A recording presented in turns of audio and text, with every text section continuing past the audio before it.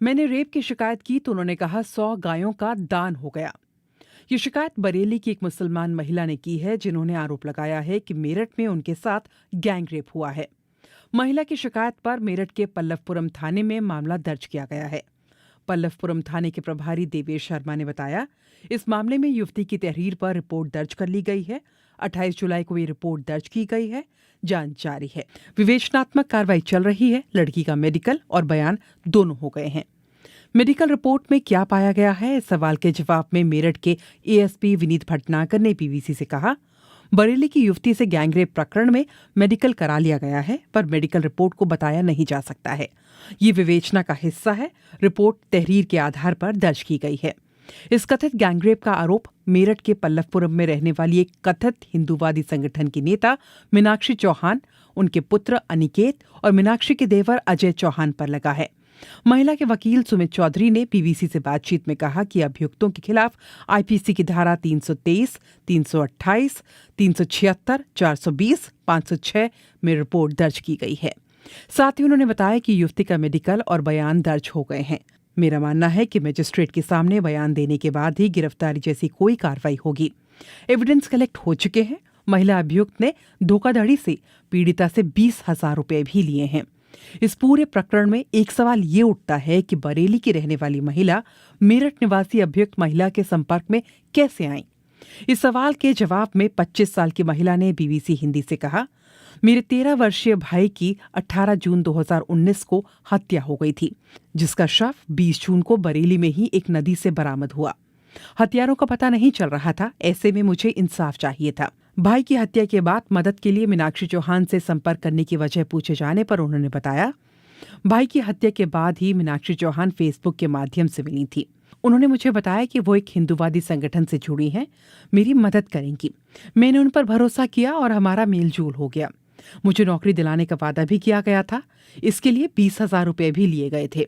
आरोप लगाने वाली महिला और मीनाक्षी चौहान करीब 1.5 साल से एक दूसरे के संपर्क में थी। महिला कहती है, मैं अप्रैल के महीने में भी मेरठ आई। यहाँ मैं करीब 10 दिन रुकी थी, लेकिन नौकरी वाली बात नहीं बनी तो मैं वापस लौट गई। उन्होंने ये भी दावा किया कि उस वक्त मीनाक्षी चौहान के पुत्र अनिकेत से मेरी बात होती रहती थी। मीनाक्षी ने अपने भाई से भी मेरी दोस्ती कराई थी। आरोप लगाने वाली महिला के मुताबिक उनके साथ 15 जुलाई 2021 को गैंगरेप की घटना हुई। वो बताती हैं कि मेरे साथ 15 जुलाई को गैंगरेप की घटना हुई। मुझे कोल्ड ड्रिंक में नशा मिलाकर दिया गया था। मैं बेहोश हुई तो मीनाक्षी के पुत्र अनिकेत और उनके रिश्तेदार अजय चौहान ने मेरा बारी बारी से रेप किया। उन्होंने बताया कि जब मैं होश में आई तो एक अभियुक्त मेरे साथ जबरदस्ती कर रहा था। मैंने विरोध किया तो उसने मुझे तमंचा दिखाकर डराया। मेरी वीडियो भी बनाई गई और मुंह खोलने पर उसे वायरल करने की धमकी दी गई। जब मैंने बाद में मीनाक्षी चौहान से इसकी शिकायत की, उन्होंने कहा कि 100 गाय का दान हो गया और मुंह बंद रखने की धमकी दी और इसके अगले ही दिन 16 जुलाई को मुझे अपने घर से निकाल दिया। गैंगरेप की पुलिस शिकायत में 12 दिन की देरी की वजह के बारे में महिला ने कहा कि वो अभियुक्तों की धमकियों से काफी डरी हुई थी। मीनाक्षी चौहान पर क्या किसी तरह के पहले भी आरोप लगे हैं? इस बारे में पल्लवपुरम के थाना प्रभारी देवेश शर्मा ने बताया कि अभी तक तो ऐसा कोई मामला संज्ञान में नहीं है।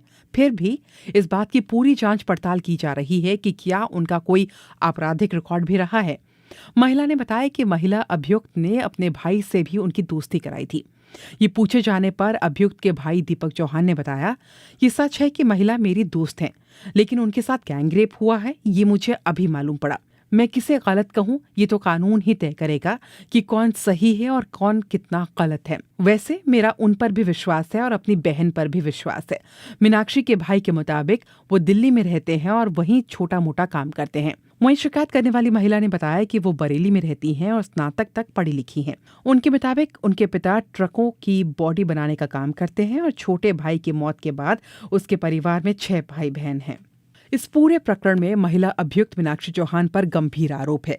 मुकदमा दर्ज होने के बाद से ही वो फरार हैं और कई बार कोशिशों के बाद भी उनसे संपर्क नहीं हो सका है। हालांकि आरोप लगाने के बाद स्थानीय मीडिया की खबरों में मीनाक्षी चौहान का एक बयान छपा है, जिसमें उन्होंने कहा है कि आरोप लगाने वाली लड़की के सभी आरोप झूठे हैं।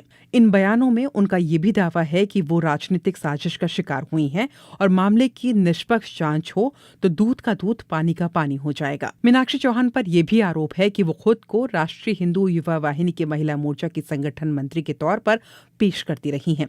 वैसे इस संगठन का उत्तर प्रदेश के मुख्यमंत्री योगी आदित्यनाथ के हिंदू युवा वाहिनी से कोई लेना देना नहीं है।